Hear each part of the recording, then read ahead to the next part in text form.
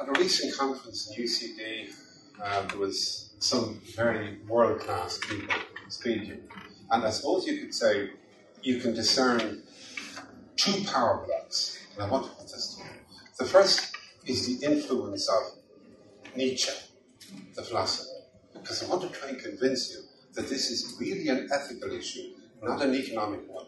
And until we realize it's an ethical issue, we will misdiagnose what needs to be done. Nietzsche, what did he say? Well, he said the idea of a universal moral philosophy,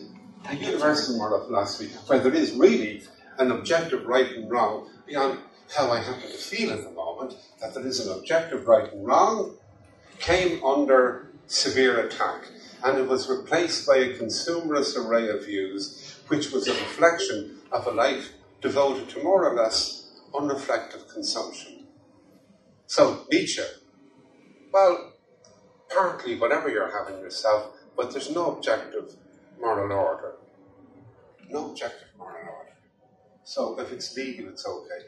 But isn't that what we instinctively felt over the last year? That something might be legal, but it might be ethical. So, you have to look at the roots of these ideas. Now, the second idea was that Marxism, confronted with the lack of respect that capitalism at the time had for the human person, Marxism offered the only viable critique, but it too got it wrong as an ethical system. And if you want to see where it got it wrong, well, consider 30 million people liquidated under Joe Stalin, or consider 70 million people liquidated under Mao Zedong. God rest their souls. So philosophies and ideas are terribly, terribly important. And economists have now recognized that politicians are, as Lord Keynes put it, quite often the slave of some defunct philosopher.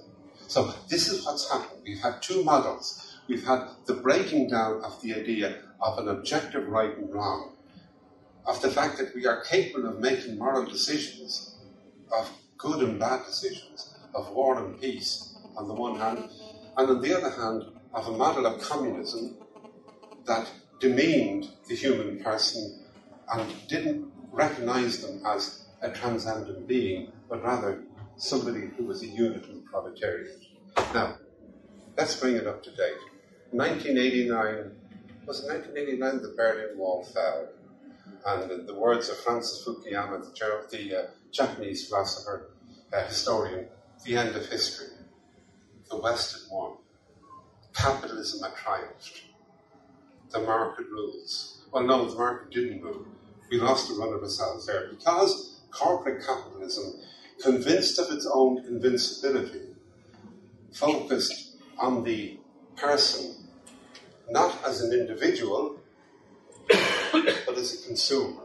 And you can see that in all kinds of subtle ways.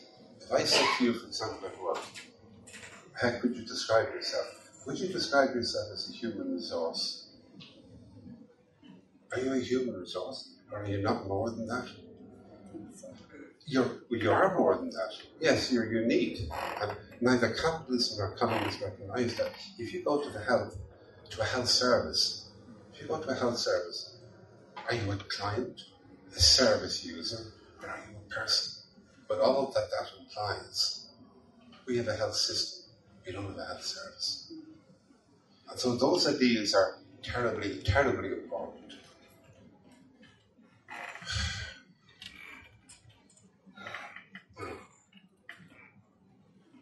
Yeah.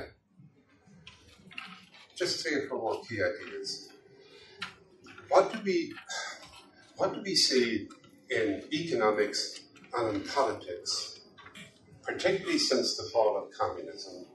What do we see that they have in common? Neither of them have a common denominator outside of themselves. There's no reference point outside of themselves. I mean, the picture of Wall Street is actually a very good picture.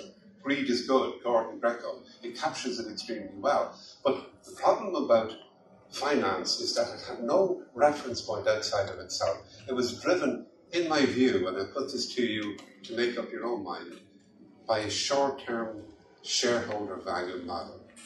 In other words, if I take the people along this seat here and we take banking, if you're the employee, if you're the depositor who makes the resources available, if you're the borrower who builds businesses, if you're the shareholder, and if your colleague here is the public, why would we give overriding priority? Why would we drive our banking system solely on the basis of the priorities of the shareholders? After all, at the time, capital wasn't short. Surely you'd have a reference point outside of the short-term shareholder value that really drove banking activity, that set targets, where you had all kinds of nonsense that we're only coming to realise now. The bonuses, the remuneration, the excesses and all the rest of it. They were a product of having nothing but shareholder value as a point of reference.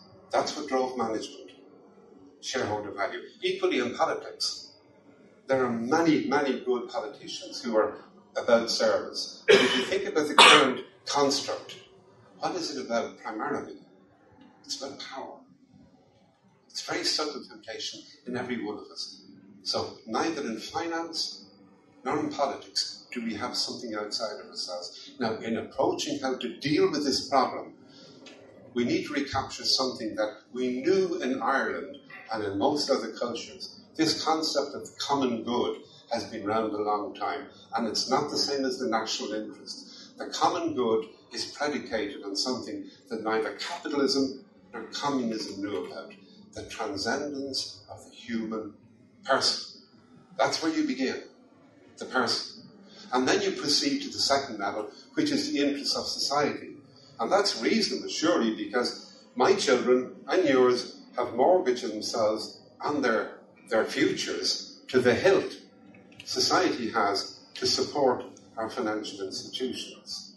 And then you go beyond that and you talk about justice. And it really is intolerable in a developed world, where you would find 600 million people living in poverty, many of them with AIDS. And my friend in Westport would know something about that, because that's one of the things that communities do. Communities look outside of themselves, and in looking outside of themselves, they bring a vision of the person and of their own capabilities back into the community.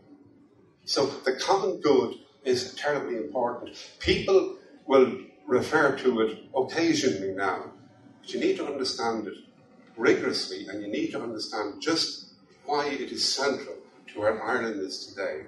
We need to recover a sense of the common good, of our identity as individuals, of our joint identity, that it's not about I. I is very important, but it's about the other I being you. Unless I recognize you as my moral equivalent, my equal, there will be no common space between us. So the common good and a politics, a new politics built around the common good, is absolutely crucial in my view.